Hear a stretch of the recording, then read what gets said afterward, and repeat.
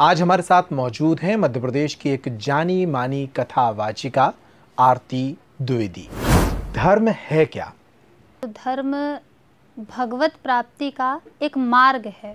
तो धर्म रास्ते हैं, मार्ग हैं। भगवान को प्राप्त करने के अलग अलग रास्ते हैं, लेकिन ये सभी रास्ते जो है एक अंतिम लक्ष्य पर समाप्त हो जाते हैं। सिर्फ हिंदू हो जाने से वो परमात्मा को प्राप्त कर लेगा? जैसे हिंदू धर्म में प्रवेश करने मात्र से भगवत प्राप्ति नहीं होती है, भगवान को प्राप्त कर सकता है। तुलसीदास जी कहते हैं, तुलसी जिनके मुखन ते धोके हु निकले राम, तिनके पग की पान ही मेरे तन की जाम। जिनके मुख से धोखे से भी निकल जाए। हमारे जीवन का क्या उद्देश्य होता है? क्या पहले से निर्धारित है या व्यक्ति अपने जीवन के साथ अपना लक्ष्य निर्धारित कर सकता है? कि सिर्फ भगवत प्राप्ति और भगवत प्राप्ति के लिए ही ये मनुष्य शरीर दिया गया है, बाकी भोगों के लिए भोग पशु भी भोगते हैं। सारे धर्म हमारे भोगों की बुराई करते हैं, ठीक है, खास तौर पर काम की बुराई करते हैं। बिल्कुल बिल्कुल। काम को नियंत्रित करने की बात करते हैं। ये क्यों है? सिर्फ और सिर्फ ये शक्ति हमें, ये क्षमता हमें संतति उत्पन्न करने के लिए दी गई है, ना कि भोग भोगने के लिए। मन वचन कर्म से हमें किसी की भावना को आहत नहीं करना है। एक जज किसी दोषी को फांसी की सजा सुनाता है या कारावास भेजता है, तो उसकी भावना तो आहत ही करता है। वो हो रही है, पर वो उसका तो वो पाप है क्या? वो नहीं, वो उसका कर्म। कोई व्यक्ति पूरी जिंदगी पाप कर्म करता है, ठीक है, और लास्ट में आखिरी दिनों में बिस्तर पर ही राम नाम ले लेता है, तो वो कहाँ जाए? भगवान का नाम इतना सरल नहीं है। आप जीवन भर जिस चीज से संबंध, जिस वस्तु का, जिन लोगों का आपके जीवन में जीवन भर प्रभाव रहेगा, अंत समय में उसी की आपको याद रहेगी। धर्म है, इनको क्यों ऐसी जरूरत पड़ती है कि एक पारलौकिक स्वप्न बेचना पड़े? तो यही अवधारणा है कि वो स्थायी है, इसलिए स्थायी में रहने के लिए अस्थायी से समझौता करना पड़ेगा। अच्छा, नर्क और स्वर्ग के बाद भी एक संकल्पना होती है मोक्ष की। अच्छा। वो क्या है?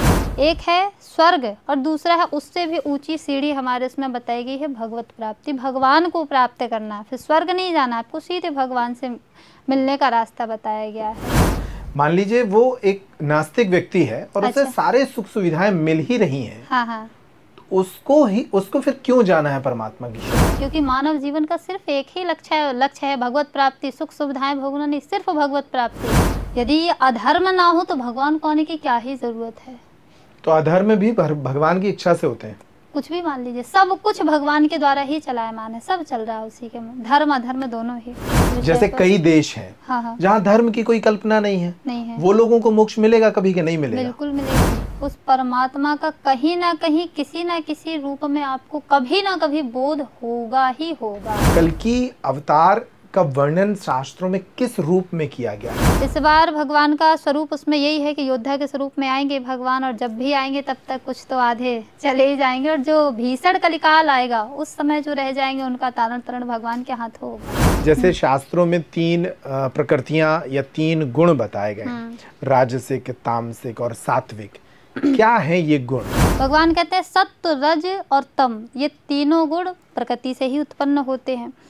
अब ये गुण जीवात्मा को बांधते हैं। बगैर कामना के कोई कर्म कैसे संभव है? कर्म करना है, पर कर्म में आसक्त नहीं होना है। अच्छा, जो एक परम लक्ष्य है भगवत प्राप्ति या मोक्ष की, ठीक है, प्राप्ति, ये भी तो कामनाएं ही हैं। ये कामना तो है, लेकिन ये एक ऐसी कामना नहीं है कि जिससे बंधने के बाद आपको गर्त में गिरना पड़े। ये वर्ण व्यवस्था, ऊंच नीच की जो व्यवस्था है, इसके बारे में थोड़ा बताइए। ब्राह्मण, क्षत्रिय, वैश्य, शूद्र मान्य है, और जब मान्य है तो फिर हम मानने के लिए बाध्य भी हैं, हमें मानना भी पड़ेगा। मतलब ये कॉन्सेप्ट इस जगत में या इस संसार में आपको उपयोगी लगता है, भले वो शास्त्रों में लिखा है। परमात्मा जब भेद नहीं करता तो फिर हम भेद करने वाले कौन होते हैं? कि स्त्रियों को कथावाचन के क्षेत्र में नहीं आना चाहिए, ठीक है। ऐसे लोगों को क्या कहना चाहेंगे? इतिहास में ऋग्वेद में ऐसी कितनी माताएं हुई जिन्होंने ऋग्वेद की ऋचाओं की रचना करी है। जैसे अपाला, सिक्ता, घोषा, गार्गी इत्यादि इनका नाम आया है।